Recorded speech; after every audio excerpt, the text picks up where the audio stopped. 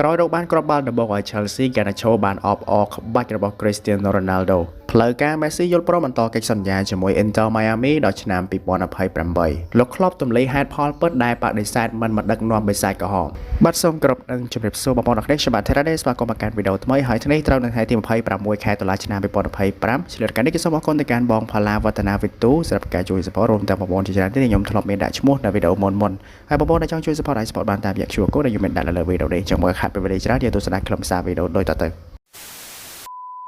ក្រោយរកបានគ្រាប់បាល់ដំបូងឲ្យ Chelsea គេបានឈរបានអបអរក្បាច់របស់ Cristiano Ronaldo ដែលគេធ្លាប់ធ្វើនៅល្បីនៅ Man U កីឡាករ Alexandro Garnacho បានប្រើប្រាស់ក្បាច់អបអរដ៏ល្បីរបស់គេកាលនៅ Manchester United បន្ទាប់ពីសុបបញ្ចូលទីគ្រាប់ដំបូងរបស់គេសម្រាប់ក្រុម Chelsea ទៅនឹងក្រុម Sunderland កាលពីថ្ងៃសៅរ៍ប៉ុន្តែគួរឲ្យសោកស្ដាយគ្រាប់បាល់មួយគ្រាប់របស់គេមិនអាចជួយឲ្យក្រុមតៅខៀវ Chelsea ទទួលបាន8ពិន្ទុនោះទេពលគឺពួកគេបានចាញ់ Sunderland 2-1 កីឡាករសញ្ជាតិអាសង់ទីនេះដែលបានផ្លាស់ទៅក្រុមតៅខៀវជាអចិន្ត្រៃយ៍ពីក្រុម Man U ក្នុងទីផ្សាររដូវកីឡាករចុងក្រោយបានចំណាយពេល7ប្រកួតមុនពេលរកគ្រាប់បាល់ជាលើកដំបូងនៅក្នុងអាវក្រុម Chelsea នេះបន្ទាប់ពីសុបបញ្ចូលទីបានGarnachoក៏បានត្រាប់តាមវីរៈបរិះរបស់គេគឺ Cristiano Ronaldo ផងដែរនៅពេលអបអរផ្លូវការ Messi យល់ព្រមបន្តកិច្ចសន្យាជាមួយ Inter Miami ដល់ឆ្នាំ2028កំពូលខ្សែប្រយុទ្ធ Lionel Messi បានយល់ព្រមបន្តកិច្ចសន្យាលេងឲ្យ Inter Miami រហូតដល់ឆ្នាំ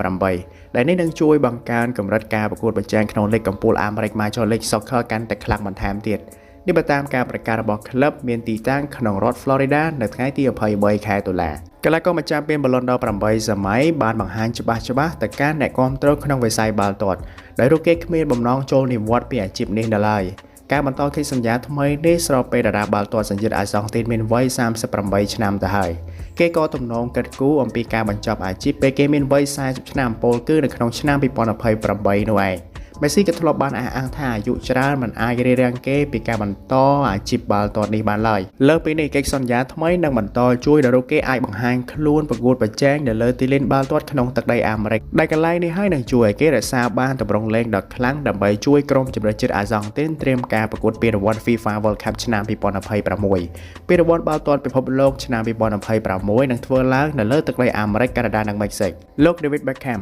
អតីតខ្សែបម្រើឆ្នើមរបស់អង់គ្លេសនិងបច្ចុប្បន្នជាសហម្ចាស់ក្លឹប Inter Miami បានបញ្ជាក់ថា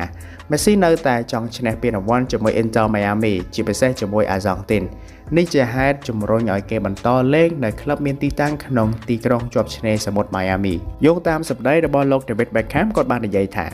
ចក្ខុវិស័យរបស់យើងគឺការនាំយកកីឡាករបាល់ទាត់ល្អបំផុតមកកាន់ក្លឹប Inter Miami នៅទីក្រុងមួយនេះផ្ទាល់យើងក៏បានសម្រេចវាតាមអ្វីដែលយើងចង់បានរួចមកហើយដែរចំណែកគេវិញក៏នៅតែតាំងចិត្តខ្ពស់ដោយតែគេធ្លាប់បានធ្វើហើយគេចង់ឈ្នះពានរង្វាន់នៅទីនេះជាមួយយើងយ៉ាងណាតម្លៃនៃកិច្ចប្រឹងប្រែងជាមួយនឹងតារាបាល់ទាត់អាសង់ទីននោះពុំត្រូវបានបញ្ជាក់ពីសំណាក់ក្លឹប Inter Miami នៅឡើយចាប់តាំងពីវត្តមាន Messi ចូលមកដល់ក្លឹប Inter Miami ក្លឹបមួយនេះបានកើនឡើងតម្លៃក្រុមទ្វេដងបើតាមការចុះផ្សាយរបស់ទស្សនាវដ្តីសេដ្ឋកិច្ច Forbes ក្លឹបកំពុងមានវត្តមានកីឡាករវ័យ38ឆ្នាំរូបនេះបច្ចុប្បន្នមានតម្លៃសរុបប្រមាណ $1.2 លានឯណោះInter Miami ក៏បានឡើងឈរឈ្មោះជាក្រុមមានតម្លៃថ្លៃទី2ប្រចាំនៅលីកកំពូលអាមេរិកតាមរយៈវត្តមានអតីតកីឡាករក្រុម Barcelona រូបនេះរដូវកាលនេះទៀតសោតប្រធានក្រុមអាសង់ទីនបានរួមចំណែករកគ្រាប់បាល់រហូតដល់30គ្រាប់នៅ Inter Miami ក្រុមរបស់គេក៏ឈរនៅចំណាត់ថ្នាក់លេខ3ក្នុងតារាងនៃលីក MLS ភាគខាងកើតហើយឈ្នះកៅអីទៅប្រកួត Web Playoff Time ទៀតមិនត្រឹមតែប៉ុណ្ណោះលីក MLS ត្រូវបានមនុស្សជុំវិញពិភពលោកងាកទៅចាប់អារម្មណ៍ច្រើនចាប់តាំងពីមានវត្តមានរបស់កំពូលខ្សែប្រយុទ្ធ Lionel Messiលោក Klopp ទម្លាយហេតុផលពិតដែលបដិសេធមិនដឹកនាំបិសាចក្រហមឮតែឈ្មោះ Jurgen Klopp ប្រិយមិត្តដែលស្នេហាវិស័យកីឡាបាល់ទាត់ប្រកាសជាស្គាល់ហើយថាលោកជាអតីតគ្រូបង្វឹកដឹកនាំក្រុមហង្សក្រហម Liverpool ដែលចាត់ទុកជាគ្រូបង្វឹកឆ្នើមម្នាក់ក្នុងប្រវត្តិសាស្ត្ររបស់ក្លឹបដែលបានជួយលើកមុខមាត់ Liverpool ឲ្យឈ្នះទាំងពាន Champions League និង Premier League ព្រមទាំងពានរង្វាន់ជាច្រើនទៀតយ៉ាងណាមិញ Klopp បានទម្លាយឲ្យដឹងការលោកនៅដឹកនាំ Borussia Dortmund គឺ Manchester United បានព្យាយាមតាក់ទងសុំឲ្យលោកមកដឹកនាំបិសាចក្រហមនាឆ្នាំ2013បន្ទាប់ពីលោក Sir Alex Ferguson ប្រកាសចូលនិវត្តន៍ពីការដឹកនាំតែម្ដងប៉ុន្តែ Klopp ពុំបានទទួលយកការងារជាគ្រូបង្វឹក Man U ឡើយដោយសារពេលនោះលោកសប្បាយរីករាយនឹងស្នាក់នៅ Borussia Dortmund ហើយម្យ៉ាងទៀតលោកគិតថាគម្រោងដែលបិសាចក្រហមដាក់ឲ្យមកលោកនោះគឺពិតជាមិនត្រូវនឹងលោកឡើយលោក Klopp បានបង្ហាប់ថាព្រោះតែខ្ញុំត្រូវបានប្រាប់នៅក្នុងការប្រជុំនៅរឿងមួយចំនួនដែលខ្ញុំមិនចូលចិត្តដូចជាពួកយើងនឹងទិញកីឡាករដែលអ្នកចង់បានគឺ គឺនឹងទិញម្នាក់នេះ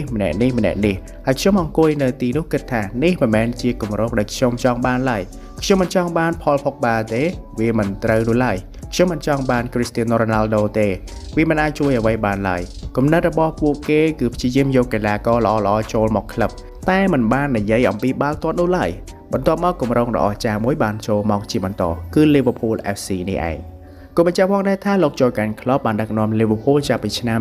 2015និងប្រកាសចាកចេញពីតំណែងនៅឆ្នាំ2024 Guardiola ថាកំពូលខ្សែប្រយុទ្ធនេះនៅតែជាកីឡាករល្អបំផុតក្នុងលោកខ្សែការពារឆ្នើមរបស់ក្លឹប Manchester City គឺកីឡាករ Josko Gvardiol បានទម្លាយថាកំពូលខ្សែប្រយុទ្ធ Lionel Messi នៅតែជាកីឡាករដ៏ឆ្នើមបំផុតក្នុងពិភពលោកនាពេលនេះកីឡាករសញ្ជាតិក្រូអាតរូបនេះបាននិយាយដែរថាមិនថាប្រមាណឆ្នាំកន្លងផុតទៅ Lionel Messi នៅតែជាកីឡាករឆ្នើមសម្រាប់រូគេ